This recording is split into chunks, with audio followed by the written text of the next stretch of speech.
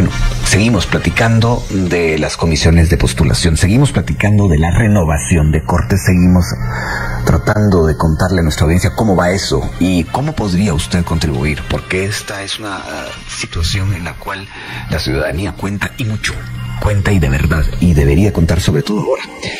Para platicar del tema tenemos a dos invitadas hoy. Una ya está con nosotros, la otra está por llegar, y le doy la bienvenida a la ex magistrada de Corte Suprema, la licenciada Astrid Lemus Rodríguez. Licenciada, qué gusto tenerla por acá. Buenos días. Muchas gracias, buenos días, el gusto es mío. Buenos días a la audiencia. Le voy a pedir que se acerque un poquito sí, ahí está, se va a escuchar mejor y se va a ver mejor, porque estamos también en Facebook Live. Así que, licenciada, empecemos por lo básico. Su experiencia en la justicia, ¿qué le marca en cuanto al momento que vive el país en tal sentido? ¿Cómo lo ve? Bueno, pues si lo comparo con la experiencia anterior, es un poco desalentador. Habíamos logrado ya en el sector justicia dar algunos pasos con el cambio del siglo. Después de la firma de los acuerdos de paz, hubo un clima general de efervescencia por hacer cambios, y el sector justicia fue uno de ellos, y se había trabajado bien. Habían varios sectores, tuvimos ayuda internacional e íbamos por buen camino. Lamentablemente nos fuimos torciendo, y como son estos procesos, pues en forma, a veces sin darnos cuenta, ¿verdad? En forma paulatina, hasta llegar al caos que tenemos el día de hoy, en que realmente recordemos que una justicia que no es pronta y que no es cumplida realmente no es justicia, y eso pues es obvio que se está dando en nuestro país, lamentablemente. Aprovechando ese recorrido histórico que usted sugiere en la respuesta, licenciada, cuando dice que habíamos logrado cambios, menciona un par. ¿Cambios que usted crea que iban bien al principio de este siglo?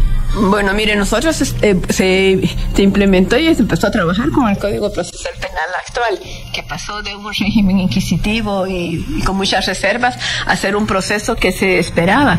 Iba a haber un juez de garantías y que iba a velar por los derechos y garantías. Eso se empezó a trabajar ya con audiencias públicas y un cambio en el procedimiento.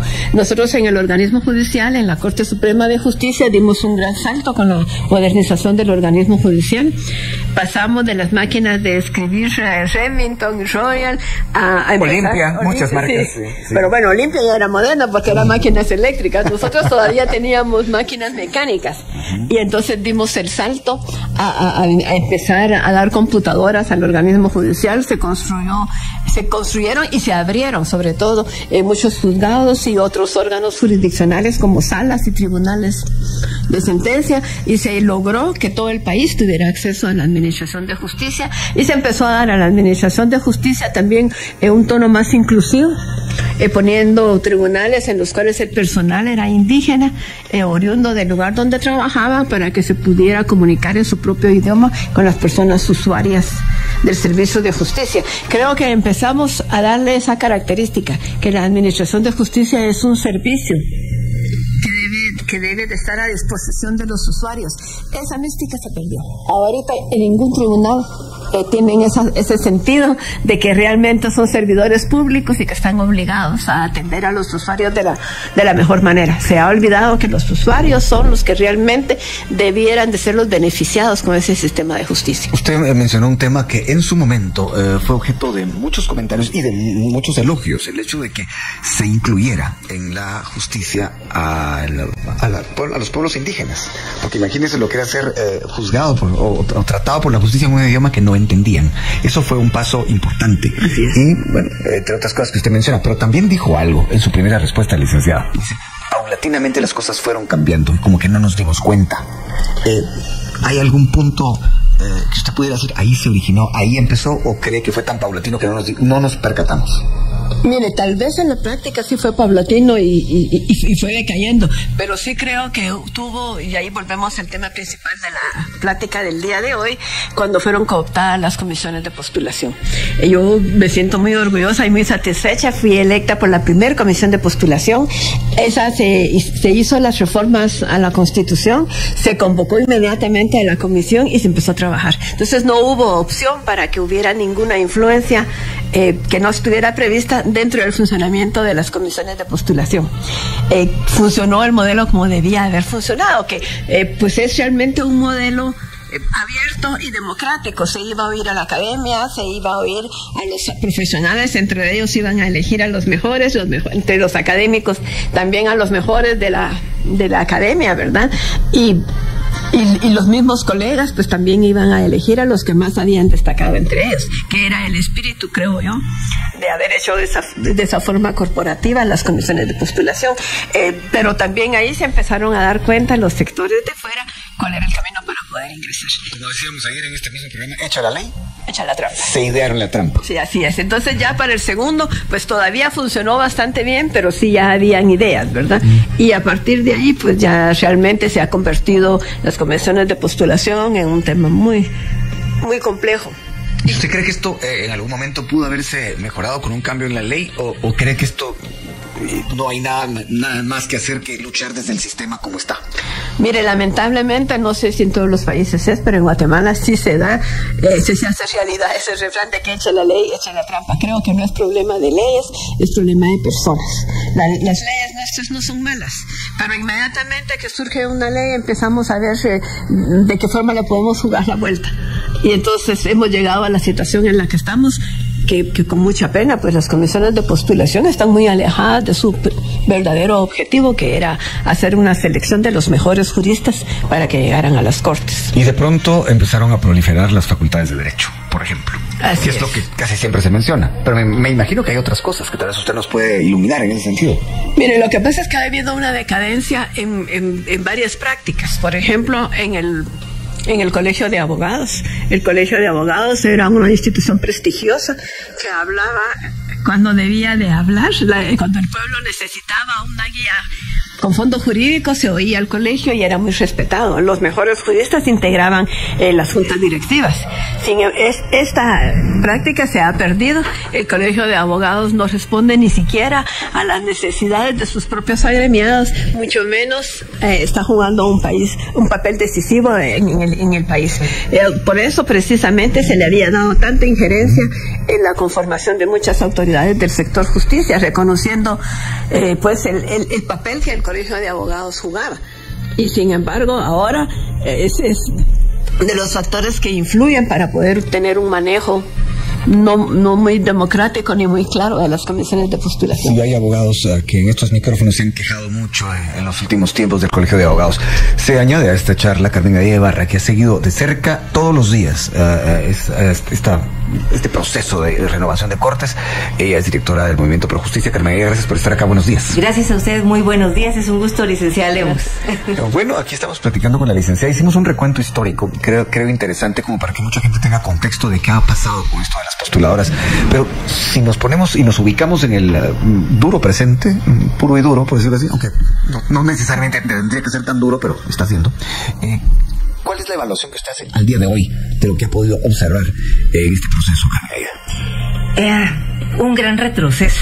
Ajá. Yo lo enmarcaría de esa manera, un gran retroceso, porque justo cuando había la oportunidad de afianzar las buenas prácticas y ampliarlas, resulta que hemos tenido retrocesos en materia de transparencia y de publicidad. Y yo platicaba todavía en julio o en junio con las misiones internacionales de la OEA y de los expertos independientes, y les decía que en materia de publicidad y transparencia que por favor no insistieran, porque eso era un tema cubierto, que la ley garantizaba la publicidad y la transparencia, y ahora debo ponerme mis consideraciones, porque sí hay que seguir insistiendo en esto, porque luego de haber electo a los secretarios de las comisiones, lo siguiente que vino fue la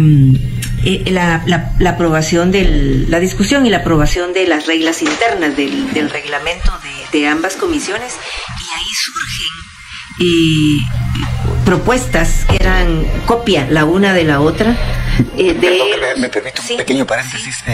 Aquí está nuestro querido Oscar. La licenciada Lemos quiere café con leche. Estoy en lo correcto. Sí, mira, aquí esos paréntesis. Vamos a ver ahí. Aprovechando que dije paréntesis, solo quiero agregar que Carmen Aida es realmente la experta del país en el tema de comisiones de postulación.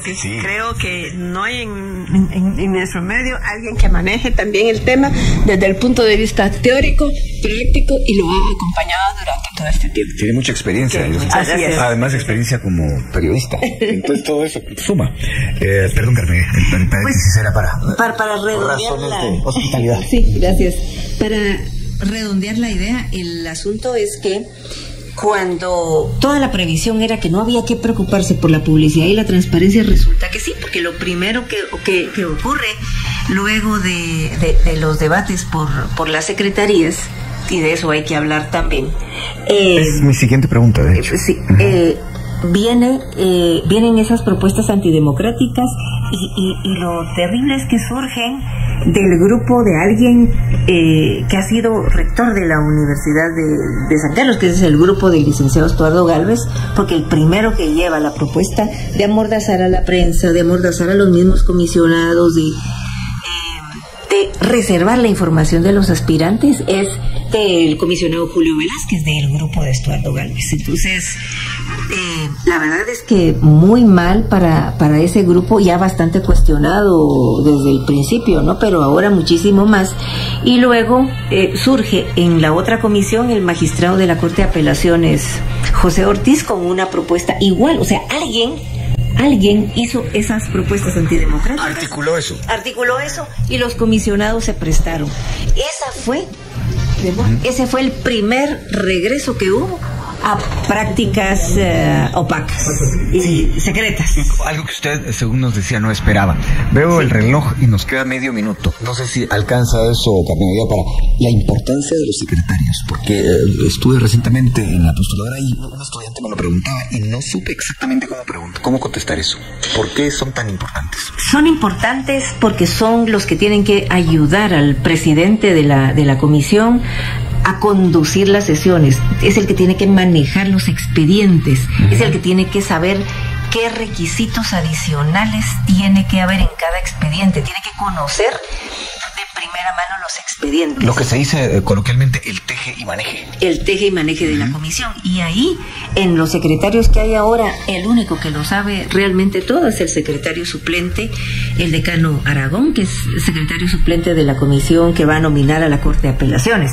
El otro secretario que lo impusieron y también es del grupo del doctor Gálvez no sirve para nada. Él trabajó en comisiones anteriores como asistente de los secretarios, pero una cosa es ir a sacar fotocopias y otra cosa es ayudar a conducir las plenarias y saber todo lo que se tiene que saber de los expedientes. Bueno, momento de pausa, regresamos pronto. Último día para presentar tachas para el proceso que se sigue en la postuladora para Corte Suprema. Mañana es para las Cortes de Apelaciones y de eso podemos platicar en este tema de hoy, que sigue siendo el tema que está tomándole el pulso al país en muchos sentidos, porque se está eligiendo un poder del Estado. No es poca cosa, sobre todo en estos tiempos en que la justicia ha sido tan cuestionada por falta de independencia.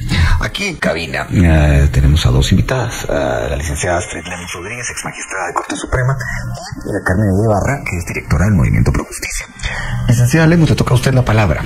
Hablemos un poco acerca de cómo se ha diseñado en esta ocasión el tema de las tachas, el tema de las objeciones.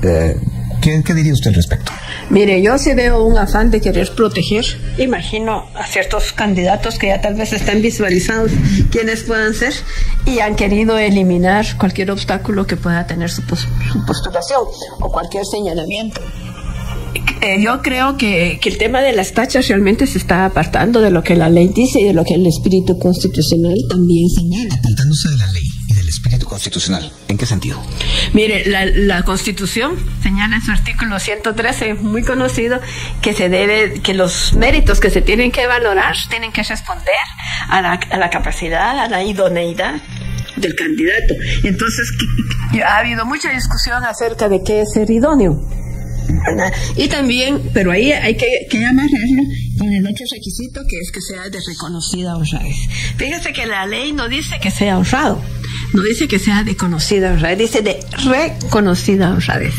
Quiere decir que su honradez debe haber sido tal que sus compañeros, sus colegas, el medio donde se desenvuelve sea aceptado, que es un hombre honrado y que esa es precisamente una de las características que lo distingue. Alguien que sea distinguido por su honradez, no necesariamente, y eso no tiene nada que ver con que alguien haya cumplido o no una sentencia firme.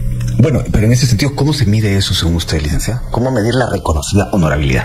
Mire, es cierto que es un tema que puede sonar a etéreo, ¿verdad? Pero, y que es difícil de poder medir. Pero aún con esa dificultad, estoy segura que no es por medio de sentencias emitidas a favor o en contra. No es esa la manera. No es esa la manera, y creo que cada comisión se podría poner de acuerdo en cómo se quiere hacer, y precisamente por eso las comisiones de postulación están integradas por personas de distintos ámbitos, y ellos podrían decir en su ámbito quién es de reconocida honradez. Las comisiones de postulación no son agencias de empleo, ni son calificadoras de expedientes, que es a lo que se dedican. Deberían de hacer análisis como ese, decir, bueno, en la academia, por ejemplo, los académicos destacados que tienen además práctica son tales y tales, y hacer una selección de este tipo.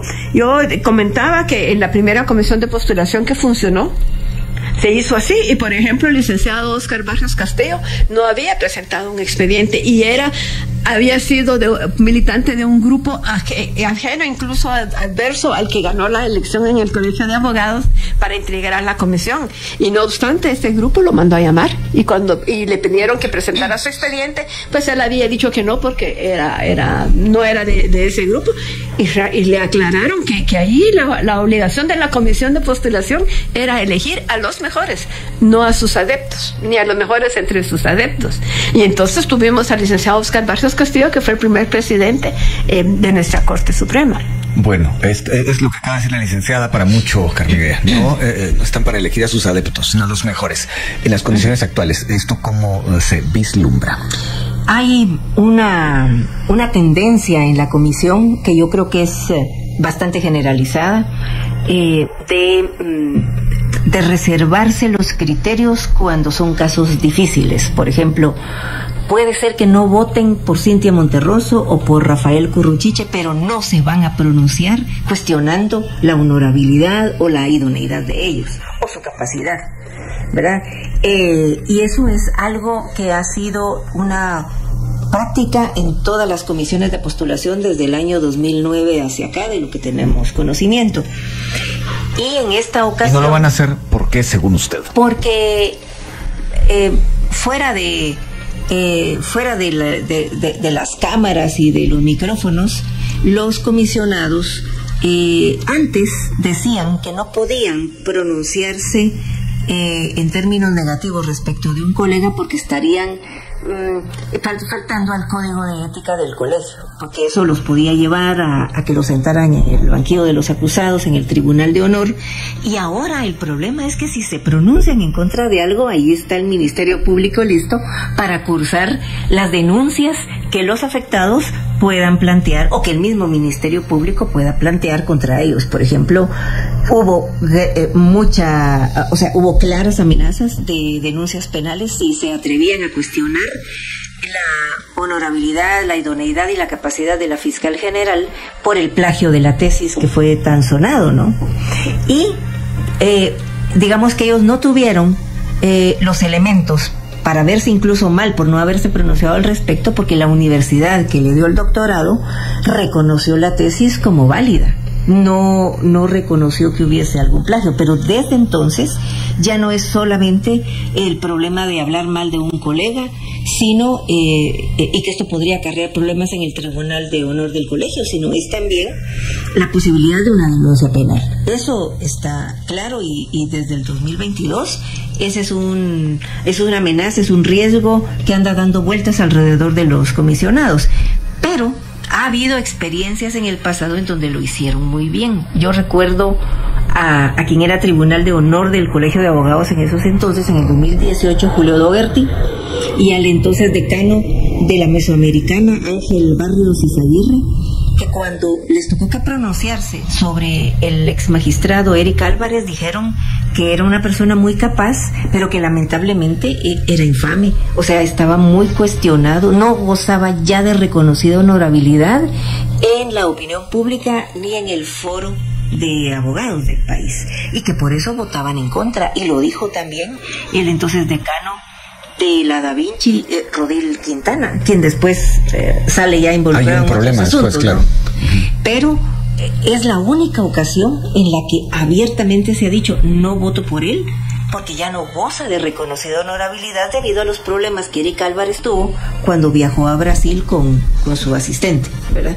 Entonces, y que se vio envuelto en una situación con la Contraloría y tuvo que pagar. Y los comisionados preguntaban, pero miren, él efectivamente se fue con la asistente, se quedaron días de más con dinero del organismo judicial, pero la Contraloría los multó y los obligó a devolver, o sea, devolver lo que se habían gastado más la multa, que después fue reducida a su mínima expresión, ¿verdad? Lo que tenían que pagar. Entonces, ¿cuándo se acaba el castigo? Es que eso es moral.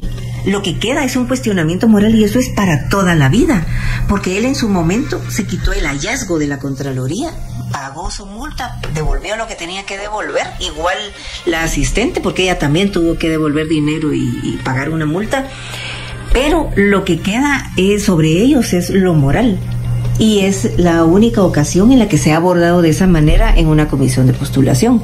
Ahora, por ejemplo, hay una serie de cuestionamientos que hay. Por ejemplo, los 12 magistrados de la Corte Suprema de Justicia. Legal, pero no moral. Digamos, el hecho de buscar la reelección. En este caso, ellos tienen de su lado la legalidad porque nada les impide buscar la reelección. Pero aquí hay un problema político y moral y ético, porque ellos en la práctica defenestraron al presidente de la Corte Suprema de Justicia al extremo que incluso los 12 magistrados de la Corte de Apelaciones se han atrevido a cuestionar la autoridad del presidente del organismo judicial. Eso es político, eso es moral, eso es ético. No le pido la palabra. Sí, en el contexto de la reconocida honorabilidad, ¿cómo analiza usted esto? Mire, yo lo que quería referirme, ya que Carmen Aida sacó el tema de la Corte Suprema de Justicia actual, es que ellos deberían demostrar un trabajo realizado que acrediten los méritos que tienen y que permitan decir que son tan buenos que continúen en el ejercicio del cargo. Eso no lo pueden hacer porque el desempeño profesional que esta Corte Suprema ha tenido es fatal. ¿Un ejemplo de eso? Bueno, la mora judicial. Yo hasta le puedo después mandar números. Tengo un amparo, por ejemplo, lo puedo decir por eso, que lo interpuse. Pasaron 3 meses, que es un tiempo en el cual el amparo debería haber sido terminado, y sin embargo ni siquiera sabía si había sido admitido o no a trámite, porque un silencio absoluto. Presenté un concurso de queja ante la Corte de Constitucionalidad, porque la ley lo permite. El día que les fueron a notificar el curso para que se pronunciaran, ese día me fueron a notificar la resolución con 3 meses de atraso.